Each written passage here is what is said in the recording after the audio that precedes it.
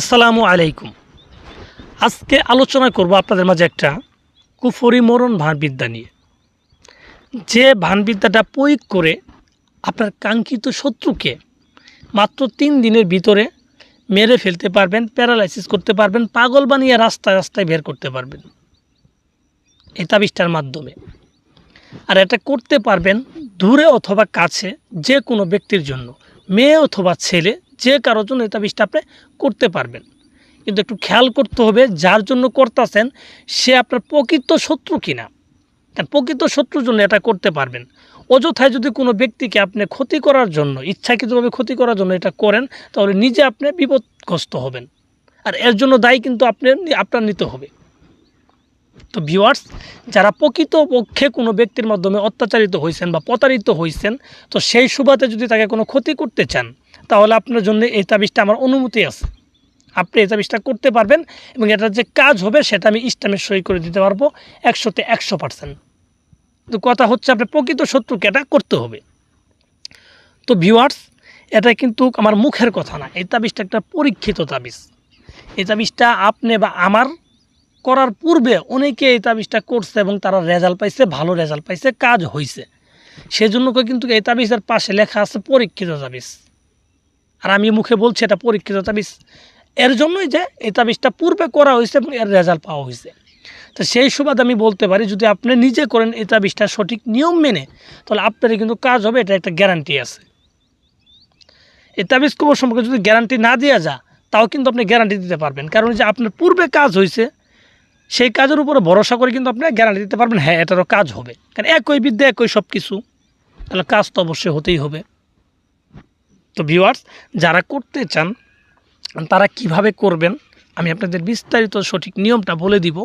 আপনারা মনোযোগ সহকারে আমার কথাগুলো শুনবেন। আর কোনোভাবেই নিজেরা পণ্ডিতি করি নিয়ম চেঞ্জ করতে যাবেন না। আমি যেই নিয়মে বলবো ওই নিয়মে যদি আপনি করতে পারেন আপনি করবেন। আর আপনার যদি ধারা যদি সম্ভব না হয়, তাহলে আপনি এই তাবিজ করার দরকার নেই, আপনি অন্যটা করবেন। কিন্তু সঠিকভাবে করবেন, যেটাই করেন সঠিকভাবে করার চেষ্টা করবেন। তাহলে আপনি যদি একটা তাবিজ লিখেন একটাই কাজ হবে। আর নিয়ম ব্যতীত যদি আপনি 10টা তাবিজও লিখেন, তাহলে কোনো তাবিজে আপনার কাজ হবে না। আপনি হতাশ হয়ে যাবেন, বিভিন্ন কবিরাজ তান্ত্রিকের পিছিয়ে ঘুরতে ঘুরতে আপনি হতাশ হয়ে যাবেন, কিন্তু আপনি কাজ করতে পারবেন না। এজন্য উত্তেজিত না হয়ে মনকে স্থির করে একটা তাবিজ লেখেন ওই সঠিক নিয়মে। যদি না পারেন অন্য কাউকে দিয়ে লেখান যারা সঠিকভাবে লিখতে পারে, তাদের মাধ্যমে লিখতে পারেন। আমাকে দিয়ে যে করাইতে হবে এরকম কোনো শর্ত না। আপনাদের আমি শিখাচ্ছি, আমার ভালো লাগে শিখাইতে, এর জন্য। তো যাই হোক, তাহলে নিয়মটার দিকে আসি, কিভাবে তাবিজটা করতে হবে।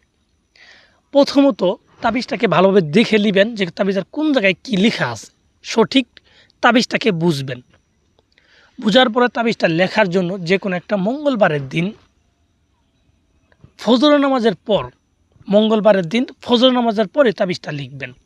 ফজর নামাজটা পরে যাবেন গিয়ে একটা কবরস্থানে, যাওয়ার পরে আপনার যে কোনো একটা কবর উপরে আসন দিবেন। কবর উপরে বসি সাদা কাপড় বিছায় বসবেন। বসার পরে আপনার সামনে আগরবাতি মোমবাতি এগুলো ধরায় নেবেন। ধরায় নেওয়ার পর এই তাবিজটাকে একটা শুয়োরের চামড়ায় লিখতে হবে। শুয়োর, হিন্দুরা যে খায় শুয়োর, এই শুয়োরের চামড়ার উপরে এই তাবিজটা লিখতে হবে একটা লোহা দিয়ে। আর লোহাটাকে, একটা লোহাকে বাজার থেকে একদমই কিনে আনবেন, ফ্রিতে আনবেন না, টাকা দিয়ে কই করে আনবেন। একটা লোহা কিনে আনবেন একদমই, এক দোকান থেকে কিনে আনবেন। আনার পরে শুয়োরের চামড়ার উপরে এইভাবে 2টা তাবিজ লিখবেন, যেইভাবে আমি লিখছি। এভাবে 2টা তাবিজ লিখার পর আপনি তাবিজের নিচে যেখানে নামগুলা দেওয়া আছে সেখানে শত্রুর নাম এবং শত্রুর বাবার নাম লিখতে হবে। তো এই নামগুলো লিখে দেবেন সঠিকভাবে। লিখে দেওয়ার পর আপনি এই 2টা তাবিজকেই একটা কালো কাপড় দিয়ে পেঁচাবেন। কালো কাপড় দিয়ে পেঁচাবেন।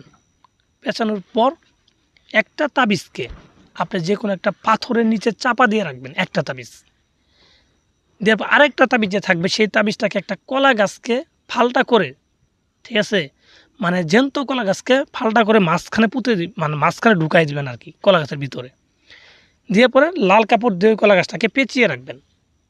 পেঁচিয়ে রাখার পরে দেখবেন সর্বোচ্চ 3 দিনের ভিতরে কলা গাছটা পচন ধরছে, তখন বুঝবেন আপনার শত্রু পচন ধরছে। কলা গাছ